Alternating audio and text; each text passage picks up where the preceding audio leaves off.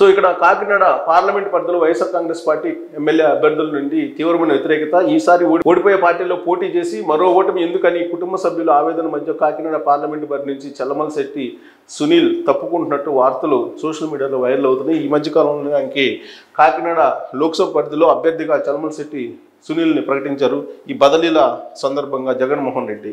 కానీ ఆయన కుటుంబ సభ్యుల ఆవేదన మధ్య బరి నుంచి తప్పుకున్నట్టు ఒక సోషల్ మీడియాలో పోస్ట్ వైరల్ అవుతుంది. వైసీపీకి రాజీనామా చేసిన సునీల్ అంటూ. మరి అదైతే వాస్తవం కాదనుకుంటున్నాను. జగన్ రెడ్డి ద్రోహాన్ని గుర్తించిన దళితులు, సర్వేలో వెల్లడైన భారీ వ్యతిరేకత, చంద్రబాబు చేసిన మేలును తలుచుకుంటున్న దళితులు, 29 దళిత స్థానాల్లో 20 చోట్ల గెలుపు బాటలో తెలుగుదేశం పార్టీ. సో మొత్తం దళితులకి ద్రోహం చేశారు జగన్మోహన్ రెడ్డి అనే యాంగిల్లో ఇప్పుడు రాష్ట్రంలో ఉంది. సో సర్వే చేశారు చంద్రబాబు నాయుడు. దాంట్లో మొత్తం ఎస్సీలకు సంబంధించి 29 స్థానాల్లో 20 చోట్ల తెలుగుదేశం పార్టీ గెలిచే అవకాశం ఉందని చెప్పి తేలింది. ఆ సర్వే తేల్చింది. కేవలం 6 చోట్లే వైసీపీకి అనుకూలంగా ఉంది. దళితుల మూడ్ను వెల్లడించిన పైనీర్ సర్వే వెల్లడించినటువంటి అంశాన్ని ఇప్పుడు వైరల్ అవుతుంది సోషల్ మీడియాలో. అందరినీ కొంతకాలం మోసం చేయొచ్చు, కొందరిని కొంతకాలం బురిడి కొట్టించవచ్చు, అందరినీ ఎల్లకాలం మోసగించలేరు అన్నది ఒక ప్రసిద్ధ సామెత. ఇది ముఖ్యమంత్రి జగన్మోహన్ రెడ్డి తీరుకు అర్థం పడుతుంది అనేటువంటి క్యాప్షన్ తోటి ఎస్సీ కాన్స్టిట్యున్సీలు 29 ఉంటే ఏపీలో వాటిలో 20 చోట్ల తెలుగుదేశం పార్టీ గెలిచే అవకాశం ఉందనేది పైనీర్ తెలుస్తుంది. అది వైరల్ అవుతుంది. Siddhartha the legend. సో ఇతను సోషల్ మీడియాలో కొంచెం పాపులర్గా ఉన్నటువంటి లీడర్ ఇతను బైరెడ్డి సిద్ధార్థ. సో బైరెడ్డి సిద్ధార్థ ఏపీలో ఎంతో క్రేజ్ ఉన్న వైసీపీ నేత. కేవలం 24 ఏళ్ల వయసులోనే ఎంతో మాస్ ఫాలోయింగ్ సాధించారు సిద్ధార్థ.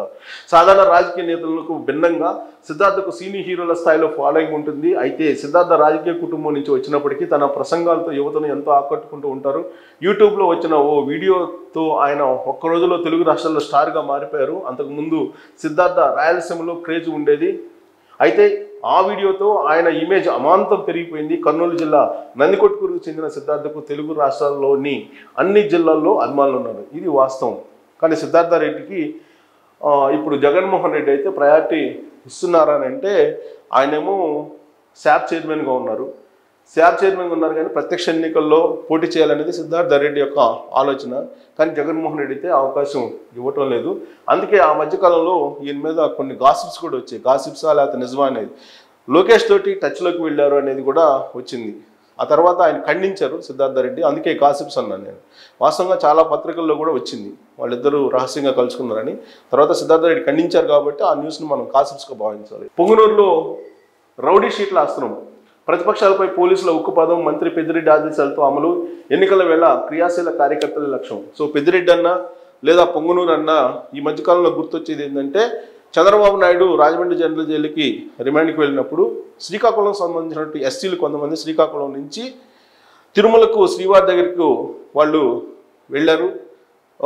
చంద్రబాబు నాయుడుకు మద్దతుగా అరెస్టును నిరసిస్తూ వాళ్ళు సైకిల్ యాత్రలు చేశారు జెండాలు పట్టుకుని. పొంగునూరులోకి అడుగుపెట్టగానే వాళ్ళ జెండాలను ఊడబీకి వాళ్ళ సైకిల్ని తీసుకొని వాళ్ళ బట్టలను కూడా ఊడదీసి, ప్యాంటు షర్ట్లను ఊడదీసి నగ్నంగా వాళ్ళని తిరిగి పంపించినటువంటి పొంగునూరు పెద్దిరెడ్డి రామచంద్రారెడ్డి. సో ఇప్పుడు రౌడీ షీట్లు ఓపెన్ చేస్తున్నారు అని చెప్పి ప్రతిపక్షాల మీద ఒక న్యూస్ వచ్చింది. కష్టపడి పైకి వచ్చిన వాళ్ళు ఉంటారు, సులువుగా పైకి వచ్చిన వాళ్ళు ఉంటారు. నేను రెండో రకం అని అనుకుంటారేమో. మూడో రకం, జనాలను తొక్కుకుంటూ పైకి వచ్చాను, భయపెట్టడం నాకు ఇష్టం, బతకడం ఇష్టం, ఎలాగైనా లాక్కోవడం ఇష్టం, ఎవరు ఎదురు తిరిగినా జోకులు వేసినా అర్థమైందా? ఇది ఓ సినిమాలో విలన్ చెప్పిన మాట. చిత్తూరు జిల్లా పొంగునూరులో 57 నెలలుగా పరిస్థితి ఇలాగే ఉందని చెప్పి ఒక ఆర్టికల్ స్టార్ట్ చేశారు చిత్తూరు ఈనాడు పత్రికలో, చిత్తూరు జిల్లాది. సో దాంట్లో ఎక్కడెక్కడ ఎవరెవరి మీద కేసులు పెట్టారు అనేది చాలా క్లియర్గా దీంట్లో ఉంది.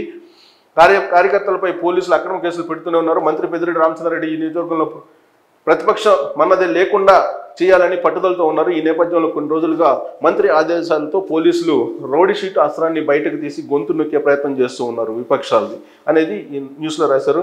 పోలింగ్ వేళ బయటకు రాకూడదని పొంగునూరు మండలం భీమగానిపల్లె కూడలి వద్ద గత ఏడాది ఆగస్టు 4న పోలీసులు తెలుగుదేశం పార్టీ శ్రేణుల మధ్య వాగ్వాదం జరిగి అల్లర్లు చోటు చేసుకున్నాయి.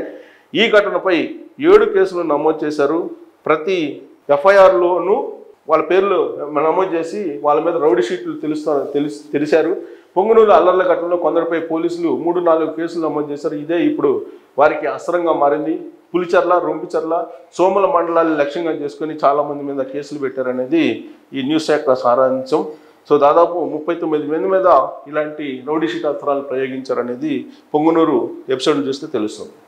రోజా ఈమె ఇప్పుడు ఆల్రెడీ టికెట్ వస్తుందా రాదా అనేటువంటి సందిగ్ధత ఉన్న నడుమ, గతంలో కూడా మంత్రి పదవి వస్తుందా రాదా అని సందిగ్ధత నడుమ కాశీ యాత్ర చేశారు. ఇప్పుడు నరసింహస్వామి ఆమె మొత్తం నరసింహస్వామి యాత్ర చేస్తున్నారు. నరసింహస్వామి టెంపుల్స్కి వెళ్తూ ఉన్నారు. సో వెళ్తున్నటువంటి క్రమంలో ఇప్పుడు గోదావరి జిల్లాలో ఉన్నటువంటి నరసింహస్వామి ఆలయానికి వెళ్ళారు. సో నరసింహస్వామి ఆలయానికి వెళ్ళి అక్కడ ఆమె స్తంభానికి ఆ విధంగా కట్టుకొని ఉన్నటువంటి ఫోటో ఆమె పోస్ట్ చేశారు. అది వైరల్ అవుతుంది ఫోటో. అప్పన్న దగ్గర సింహాద్రి వెళ్ళి సింహాద్రిలో ఈ ఫోటో అది దాన్ని వైరల్ చేస్తున్నారు. మా ఉద్యోగులకు జీతాలు ఇవ్వాలి, ధర్మం చేయండి అయ్యా. సో ఇప్పుడు ఆర్థిక పరిస్థితి ఆంధ్రప్రదేశ్లో ఏ విధంగా ఉంది, జీతాలు ఇవ్వలేని పరిస్థితిలో ఉన్నారు. కాబట్టి ఒక పేటీఎంని పెట్టి జగన్మోహన్ రెడ్డి ఫోటోను ఇలా మార్ఫింగ్ చేసి పెట్టి వైరల్ చేస్తూ ఉన్నారు. బహుశా జగ్లక్ తుగ్లక్ అంటూ ఒక క్యాప్షన్ తోటి ఫోటో వైరల్ అవుతుంది. ఇది బహుశా తెలుగుదేశం పార్టీ సోషల్ మీడియాలో వస్తున్నటువంటి వైరల్ అవుతున్నటువంటి ఫోటో. సో ఇంకొకటి, రేపు రాత్రికి ఢిల్లీ వెళ్ళనున్న చంద్రబాబు పొత్తులపై బీజేపీ జాతీయ నేతలతో చర్చలు. సో గాసిప్ న్యూస్ టీవీ9 పెట్టారు. బట్ అది మార్ఫింగ్ చేసి పెట్టినటువంటి ఫోటో. 14 ఏళ్ళ ముఖ్యమంత్రిగా చేసి ఏం చేశాడో చెప్పుకోలేక పొద్దున బీజేపీతో, మధ్యాహ్నం జనసేనతో, రాత్రికి కాంగ్రెస్తో అంటకాగుతూ బాబ్బా అంటూ పొత్తుల కోసం పాకులాడుతున్న వెన్నుపూట నాయుడు అంటూ సెటైర్ వేస్తూ ఈ ఫోటోను ఒక దాన్ని వైఎస్ఆర్ కాంగ్రెస్ పార్టీ సోషల్ మీడియాలో వైరల్ చేస్తున్నారు. So Lok Sabha seat predictions Telangana, ఇది లేటెస్ట్ టైమ్స్ నౌ సర్వేలో వచ్చింది. సో దీని ప్రకారం కాంగ్రెస్ 9 లోక్సభ ఎన్నికల్లో, రాబోయేటువంటి 2024 ఎన్నికల్లో కాంగ్రెస్ పార్టీకి 9 లోక్సభ, బీజేపీకి 5 వచ్చే అవకాశం ఉంది, బీఆర్ఎస్ పార్టీకి 2, ఎంఐఎంకి 1, టోటల్గా 17 లోక్సభ స్థానాల్లో. ఇది సినారీ అనేది టైమ్స్లో ఇచ్చినటువంటి సర్వేని వైరల్ చేస్తున్నారు కొంతమంది నెట్జర్లు సోషల్ మీడియాలో. నెక్స్ట్ చక్రవర్తి నల్లమధు. సో టీడీపీ 66%, వైసీపీ 0% అని అన్నారు. సో వైసీపీ ప్రభుత్వం స్కూళ్లకు రంగులు వేసి ట్యాబ్లు ఇచ్చి టోఫెల్, ఐబీ అని హడావుడి చేయడమే కానీ అసలు విషయానికి వస్తే డొల్లా. తెలుగుదేశం 5 సంవత్సరాల్లో విద్య మీద పెట్టినటువంటి పెట్టుబడి 13,726 కోట్ల రూపాయల నుంచి 22,803 కోట్లకు చేరింది, 66% పెరిగింది. జగన్ రెడ్డి గారు 32,618 కోట్ల రూపాయల ఎడ్యుకేషన్ బడ్జెట్ ఆర్భాటంతో మొదలుపెట్టి అక్కడే చతికిలబడ్డారు. 5 ఏళ్ల తర్వాత కూడా 32,188 కోట్ల బడ్జెట్ మాత్రమే ఉంది. సో చంద్రబాబు నాయుడు 2014లో సీఎం కాగానే ఎడ్యుకేషన్కి 13,000 కోట్ల రూపాయలు, 13,726 కోట్ల రూపాయలు చూపిస్తే ఆయన దిగిపోయిన నాటికి 22,803 కోట్లు కేటాయించారు. అంటే 66% పెంచాడు బడ్జెట్ సైజ్ని విద్యకి. అదే జగన్మోహన్ రెడ్డి 32,618 కోట్ల దగ్గర ప్రారంభించి ఎడ్యుకేషన్ బడ్జెట్ ఇప్పుడు కూడా ఆయన దిగిపోయే నాటికి కూడా 32,188 కోట్లు, అంటే పెద్దగా పెరగలేదని చెప్పి ఇంకా తగ్గించాడు. 400 కోట్లు తగ్గిందని చెప్పి ఆయన ట్వీట్ చేశారు నల్లమూర్తి చక్రవర్తి. బడ్జెట్లో విద్యారంగానికి కేటాయించిన నిధుల శాతం చూసినా వైసీపీ డొల్లతనం బయటపడుతుంది. అంటే ఎందుకు ఈ ట్వీట్ చేసి ఉంటారంటే, జగన్మోహన్ రెడ్డి చెప్పేది ఏంటంటే విద్య మొత్తం ప్రక్షాళన చేశాను ఆంధ్రప్రదేశ్లో విద్యారంగాన్ని అని చెప్తున్నారు.